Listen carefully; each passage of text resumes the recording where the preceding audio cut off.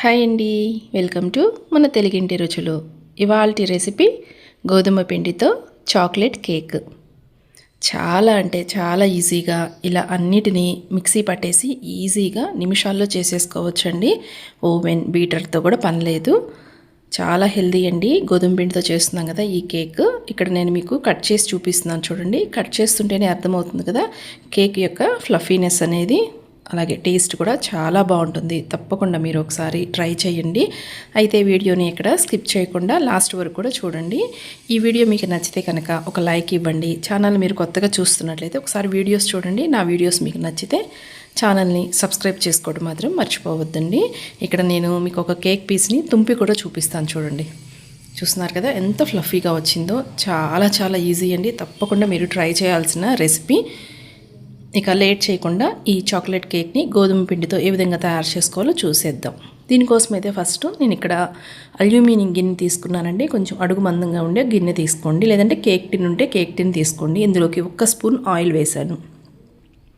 ఇలా వీడియోలో చూపిస్తున్న విధంగా బ్రష్ ఉంటే బ్రష్ తోటి, లేదంటే చేతితోటి చక్కగా అంతా కూడా స్ప్రెడ్ అయ్యే విధంగా ఆయిల్ చక్కగా ఇలాగ అప్లై చేసేసుకోండి. పైన అంచులకు కూడా అంటే విధంగా చక్కగా అప్లై చేసుకోవాలండి. కేక్ మనకు పొంగినప్పుడు పైకి వచ్చేస్తుంది కదా, సో పైన కూడా చక్కగా లోపలి వరకు బాగా ఆయిల్ అప్లై చేసుకోండి. నెక్స్ట్ 1 స్పూన్ గోధుమ పిండి తీసుకున్నానండి. ఇలాగ వీడియోలో చూపిస్తున్న విధంగా డస్టింగ్ చేసేసుకోండి.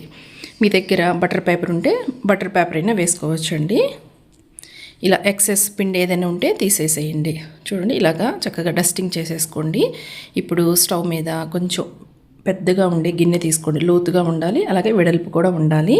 ఇలాగా స్టాండ్ పెట్టేసుకోండి. మీ దగ్గర ఇలాంటి స్టాండ్ లేకపోతే నార్మల్ ఏదైనా ప్లేట్ కానీ బోర్లించేసేయండి. పైన మూత పెట్టేసి ఈ విధంగా లో ఫ్లేమ్లో ఒక 10 నిమిషాల పాటు ప్రీహీట్ చేసుకోండి.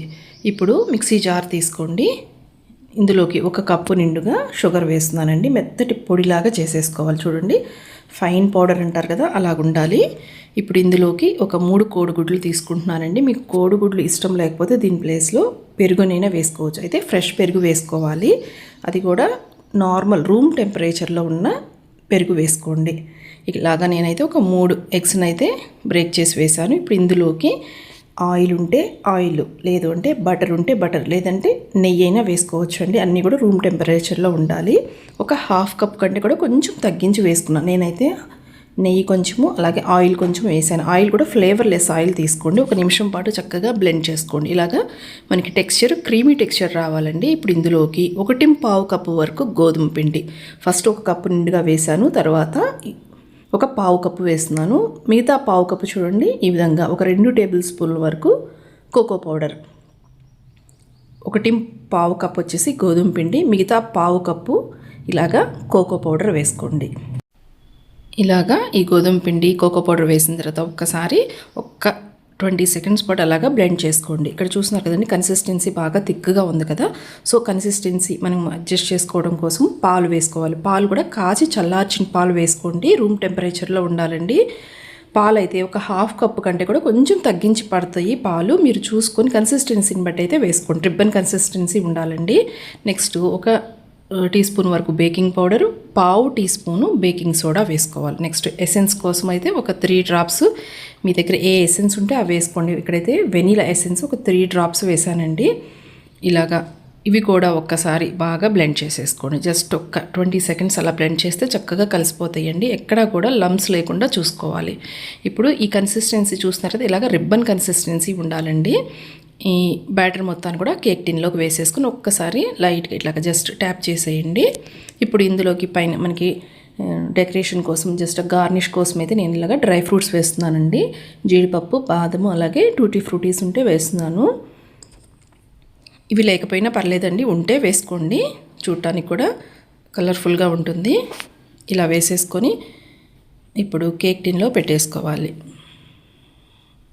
ఇలా మిడిల్లోకి పెట్టేసి మూత పెట్టేసేయండి. మూత పెట్టేసి లో టు మీడియం ఫ్లేమ్లో ఒక 40 to 50 మినిట్స్ బేక్ చేసుకోవాలి. పైన ఏదైనా ఇలాగ కొంచెం హెవీ ఆబ్జెక్ట్ పెట్టేసుకోండి, చక్కగా బేక్ అవుతుందండి. నేనైతే ఒక 45 మినిట్స్ తర్వాత ఒకసారి చెక్ చేస్తున్నాను.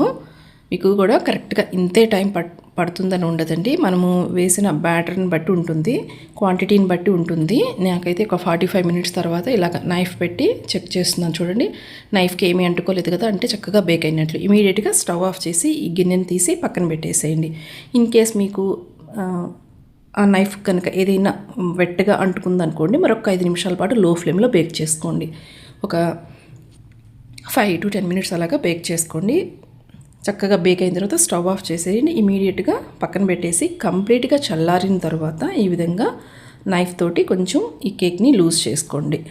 ఇలా కొంచెం మనం స్క్రాప్ చేసినట్లుగా వస్తే చక్కగా ఈజీగా డీమోల్డ్ చేసేసుకోవచ్చండి. పైన ఒక ప్లేట్ పెట్టి ఇలాగ రివర్స్ చేసేయండి. చక్కగా మనకి డీమోల్డ్ అయిపోతుంది కేక్.